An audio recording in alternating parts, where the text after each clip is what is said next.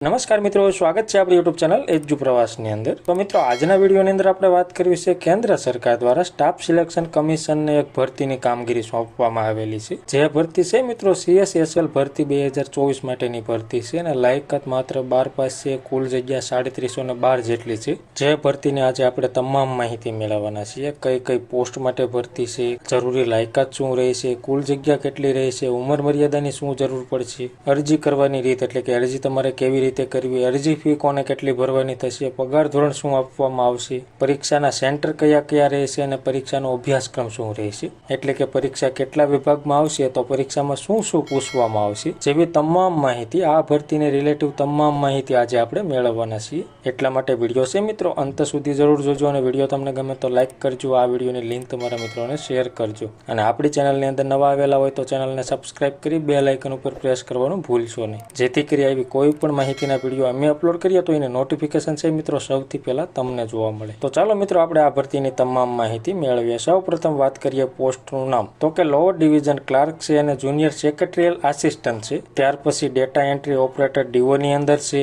અને data entry operator grade 1 ની અંદર છે। આ ત્રણ પોસ્ટ માટે સરસ મજાની ભરતીનું આયોજન કરવામાં આવેલું છે। જેમાં આપણે વાત કરીએ લાયકાતની, તો તમે ધોરણ 12 પાસ કરેલું હશે તો તમે આ પોસ્ટ માટે અરજી કરી શકશો અને કુલ જગ્યા છે મિત્રો 3712 જેટલી રહેશે। પગાર ધોરણની વાત કરીએ તો કે લોઅર ડિવિઝન ક્લાર્ક અને જુનિયર સેક્રેટરીયલ આસિસ્ટન્ટની અંદર જોઈએ તો કે લેવલ 2 મુજબ 19,900 થી 63,200 રૂપિયા સુધી તમને પગાર આપવામાં આવશે અને ડેટા એન્ટ્રી ઓપરેટર DO ની અંદર લેવલ 5 મુજબ 29,200 થી 92,300 રૂપિયા તમને મહિનાનો પગાર આપવામાં આવશે અને ડેટા એન્ટ્રી ઓપરેટર ગ્રેડ 1 ની અંદર લેવલ 4 મુજબ 25,500 થી 81,100 રૂપિયા તમને મહિનાનો પગાર આપવામાં આવશે। ત્યારબાદ વાત કરીએ ઉંમર મર્યાદાની, તો કે ઉંમર મર્યાદા છે મિત્રો 18 થી 27 વર્ષ રહેશે, જે 1/8/2024 ની સ્થિતિએ ધ્યાને લેવામાં આવશે। પ્લસમાં છે ભારત સરકારના નીતિ નિયમ મુજબ વધારાની કેટેગરી વાઇઝ છૂટછાટ પણ મળવા પાત્ર રહેશે, જેમાં SC/ST માટે 5 વર્ષની, OBC માટે 3 વર્ષની, PWD એટલે કે વિકલાંગ ઉમેદવારોને 10 વર્ષની અને એક સર્વિસમેનને 3 વર્ષની વધારાની છૂટછાટ મળવા પાત્ર રહેશે। ત્યારબાદ વાત કરીએ અરજી ફીની, તો કે SC છે,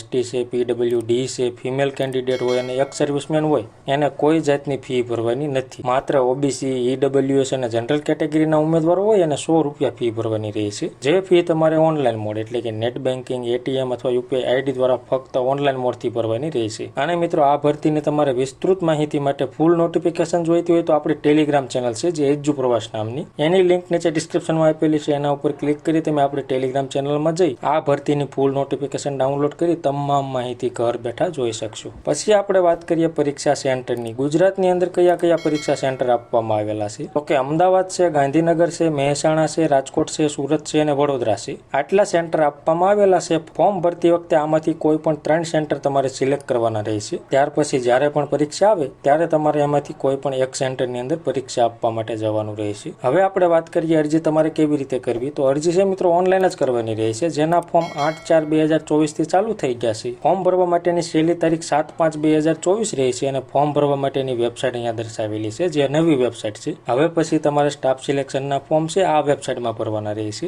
ssc.gov.in। આ વેબસાઇટ ઉપર જઈ તમારે ઓનલાઈન ફોર્મ ભરવાનું રહેશે, જેમાં ફોટો છે મિત્રો તમારે લાઈવ અપલોડ કરવાનો રહેશે, જે નવો સુધારો કરવામાં આવેલો છે। અને પ્રથમ જે પરીક્ષા આવે જૂન જુલાઈ 2024માં લેવામાં આવશે અને બીજી પરીક્ષાની કોઈ તારીખ જાહેર નથી થઈ, એ હવે પછી જાહેર કરવામાં આવશે। હવે આપણે વાત કરીએ જે પહેલી પરીક્ષા આવે કોમ્પ્યુટર બેઝિક એક્ઝામિનેશન, એમાં શું પૂછવામાં આવશે, તો કે ઇંગ્લિશ લેંગ્વેજ છે, બેઝિક નોલેજ આવશે, જેના 25 પ્રશ્નો અને 50 માર્ક રહેશે। જનરલ ઇન્ટેલિજન્સના પણ 25 પ્રશ્નો અને 50 માર્ક રહેશે। ક્વોન્ટિટેટિવ એપ્ટિટ્યૂડના પણ 25 પ્રશ્નો અને 50 માર્ક રહેશે અને જનરલ અવેરનેસના પણ 25 પ્રશ્નો અને 50 માર્ક રહેશે। આવી રીતે કુલ 100 પ્રશ્નો આવશે અને 200 માર્કનું પેપર રહેશે, જેનો ટાઈમ છે મિત્રો 60 મિનિટ એટલે કે 1 કલાક તમને આપવામાં આવશે। આ પરીક્ષા તમે પાસ કરો તો તમારે ટ્રે 2 જે બીજી એક્ઝામ આવે એ આપવાની રહેશે। જે બીજું પેપર આવે મિત્રો એ અલગ અલગ સેક્શનની અંદર પેપર આવશે, જેમાં સેક્શન 1 ની અંદર મોડ્યુલ 1 જોઈએ તો કે મેથેમેટિક એબિલિટીઝનું પેપર આવશે અને મોડ્યુલ 2 ની અંદર છે રીઝનિંગ અને જનરલ ઇન્ટેલિજન્સના પ્રશ્નો આવશે। ત્યારબાદ સેક્શન 2 ની વાત કરીએ તો એમાં પણ 2 મોડ્યુલની અંદર પેપર આવશે, જેમાં મોડ્યુલ 1 ની અંદર ઇંગ્લિશ લેંગ્વેજ અને કમ્પેરિઝન આવશે અને મોડ્યુલ 2 ની અંદર જનરલ અવેરનેસ આવશે। અને સેક્શન 3 ની વાત કરીએ તો એ પણ 2 મોડ્યુલની અંદર પેપર આવશે, જેમાં મોડ્યુલ 1 ની અંદર જોઈએ તો કે કોમ્પ્યુટર નોલેજ મોડ્યુલ આવશે અને મોડ્યુલ 2 ની અંદર સ્કિલ ટેસ્ટ અને ટાઈપિંગ ટેસ્ટ લેવામાં આવશે, જે કુલ 400 માર્કનું રહેશે। અને આ તમામ પરીક્ષા પાસ કરો ત્યારબાદ મેડિકલ એક્ઝામ આવશે અને ત્યારબાદ તમને નોકરી માટેનો ઓર્ડર આપવામાં આવશે। છે। તો આવી રીતે છે મિત્રો સ્ટાફ સિલેક્શન કમિશનની અંદર સરસ મજાની ભરતીનું આયોજન કરવામાં આવેલું છે। જે મિત્રો લાયકાત ધરાવતા હોય એવા મિત્રોએ વહેલી તકે ફોર્મ ભરવા વિનંતી। તો મિત્રો માહિતી તમને ગમી હોય, સંતોષકારક લાગી હોય તો વિડીયો લાઇક કરજો અને આ વિડીયોની લિંક તમારા મિત્રોને શેર કરજો। ધન્યવાદ મિત્રો, ખૂબ ખૂબ આભાર।